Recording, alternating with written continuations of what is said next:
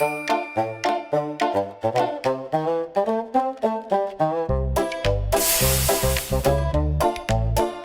يا اخواتي، عاملين ايه؟ بتكونوا بخير وكويسين ومجتهدين وشاطرين وبتذاكروا. طبعا انا مش بنزل فيديوز الفتره دي، سيبكم تذاكروا.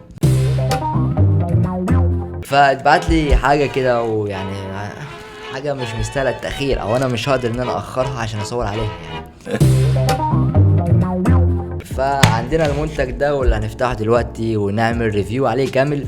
بس قبل ما نبتدي فيديو النهارده يا عزيزي المشاهد، مطلوب منك انك تكمل الفيديو للاخر علشان تفرح بفرحتي. انا فرحان فشخ، فانت المفروض تفرح بفرحتي عشان انت بتحبني. فمطلوب منك يا اخوان انك تجيب كوبايه شاي او تجيب حاجه تاكلها وتقعد بقى وتستمتع وتتدفى معاها بالنار دي، اللي انا مش عارف اشغلها اللي هي بتاخد باقه على الفاضي. بس مش مشكله، كله فداك يا عزيزي. وطبعا لو انت بتحب تتفرج عليا او على فيديو ليا او انت بتحب القناه عامه وشفت الفيديو ده نزل لك، فنشكر كلنا شركه فاين اللي هي ابونا الراعي الرسمي لمحتوى الصوت عندنا في القناه. المايك بتاعنا اصلا منهم، حلو، فاين اهو. وباذن الله الجفت الجامده دي كلها منهم. بس نظبط دي كده عشان الاضاءه الكاميرا زي الزفت. عقبال بقى الشركه اللي تبعت لنا الكاميرا.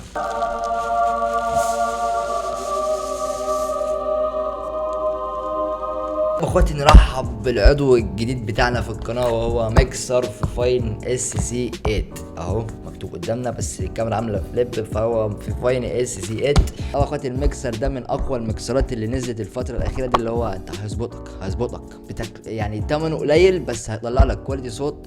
النار طفت رجعت تاني، مش مهم. طيب الميكسر ده بالنسبه لقيمته، فهو قيمته يعني تقدر عليها، يعني اللي هو تقدر انك تشتريه. بس كواليتي الصوت خلاص يا انت خلاص ضمنت كواليتي الصوت عندك في القناه لسنين قدام. ده الى الابد اصلا، يعني انت هتركب مستر بيست على جنب، ولا تقول لي يوتيوبر ولا فلان ولا اعلان بتاع. فانت عندك الاس سي 8 من شركه فاين، فاللي هو خلاص شابوه على كده، شابوه صوت. فيلا بينا بقى نعمل انبوكسنج سوا وريفيو سريع يا اخونا.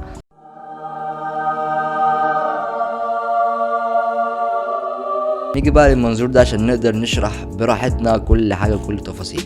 طبعا دي مكونات العلبه بتاعت الميكسر بتاعتنا. عندنا هنا اول حاجه وهو الكتيب ده. نيجي بقى للكابلات بتاعتنا. عندنا هنا الكابل ده اي يو اكس للمايك، وعندنا هنا الكابل ده تايب سي لتايب سي بتوصيل علشان تشغله بقى تحطه في الكمبيوتر بتاعك ويتوصل بالكمبيوتر كده. دول هيكونوا الوسيطين اللي جايين مع المايك نفسه في علبة الميكسر في كيسهم ده. تالت حاجة وهي الحتة الألماظة يا جدعان، الميكسر نفسه. طيب قبل ما نبتدي نشرح في الميكسر وقبل ما نعمل ريفيو للميكسر، هتقول لي ايه فايدة الميكسر؟ نقرب بس المايك كده. وبرده بالمناسبة انا مش شركة فاين، هم الراعي الرسمي للقناه، يعني هم كل حاجه من منتجاتهم في قناتي، لان هم اصلا اساس الصوت. ما تجيش تكلمني تاني بقى على اي حد، هم اساس الصوت اصلا في السوشيال ميديا او بالميزانيه، يعني انت فاهمني، هم الاساس. فنتكلم ونشرح بقى دلوقتي. هتقول لي ايه فايده الميكسر ده لي انا كصانع محتوى؟ هقول لك الميكسر ده هيظبط صوتك، يخليك تتحكم اكتر فيه، يخليك تقدر تطلع كواليتي صوت احسن وتحكم كامل ومريح في الصوت وفي المونتاج، وتطلع هيظبط لك كواليتي صوتك. لو انت معاك المايك ده من فاين ومعاك الميكسر ده من فاين، انت خلاص ضمنت الصوت في قناتك. فيلا بينا بقى نشرح واحده واحده ايه اللي موجود في الميكسر بناحيتين، قدام الكاميرا كده وبكاميرا تانية. اتفرج انت وساكت يا ابويا، اتفرج انت وساكت. اول ناحيه من هنا هنلاقي فيه ده زرار الاضاءات، اللايت الار جي بي. بالمناسبه في لايت وهتشوف ده دلوقتي في الفيديو. ونيجي لتاني حاجه عندنا وهو الزرار ده بيقدر يتحكم لك في الميكسر نفسه، بيكون للبي سي ولا يكون للبلاي ستيشن، تقدر تتحكم فيه عادي جدا. نيجي بقى عندنا هنا دي مدخل التايب سي، اللي هو بتجيب الوصله دي كده احنا وصلنا دي بالكمبيوتر، هنوصل الوصله دي بالميكسر نفسه وهتلاقيه بيشتغل معاك. حاجه يا اخواتي بقسم بالله. بصوا روقان، بيقدر يغير معاك الوانه من هنا، ويعني حاجات جمدان. نيجي بقى عندنا لتالت حاجه وهي الاوبتيكال اي ان. دي بقى للبلاي ستيشن، لو انت بلاي ستيشن تقدر انك توصل وصله بهنا ويطلع لك صوت رايق جدا جدا جدا جدا. نيجي بقى عندنا هنا مدخل الجاك اللي هو بتاعت الهيدفون، وهنا الاوكس ان، وهنا الهيدست، وهنا المايك. هنا دي تتحكم في المايك بتاعك بقى. هنا الهيدفون دي طبعا للسماعه، وهنا الاوكس ان اللي هي الوصله دي بالكمبيوتر بقى. نيجي بقى هنا ورابع حاجه للمايك. هنا انت بتحط الوصله اللي هي اكسلر وبتوصلها هنا وتوصلها بالمايك تمام. وبتقدر تتحكم هنا المايك بتاعك لو دايناميك بتخليها دايناميك، لو كوندنسر بتخليها كوندنسر. المايك بيشتغل معاك على اي مايك. فكده خلصنا من الناحيه دي. نيجي بقى للميكسر نفسه. طب اخواتي ده كده الميكسر قدامنا، هنقسمه ونشرحه نصين، النص ده كده لوحده والنص ده كده لوحده. فاول حاجه معانا هنا الاوكرا دي، لو انت بتتكلم مع صحابك في لعبه وصوت اللعبه اعلى من صوت صحابك، فانت بتقدر انك تعمل كده كده كده، صوت صحابك بيبدأ يعلى يعلى يعلى لحد لما توصل كده وصوت اللعبة يختفي.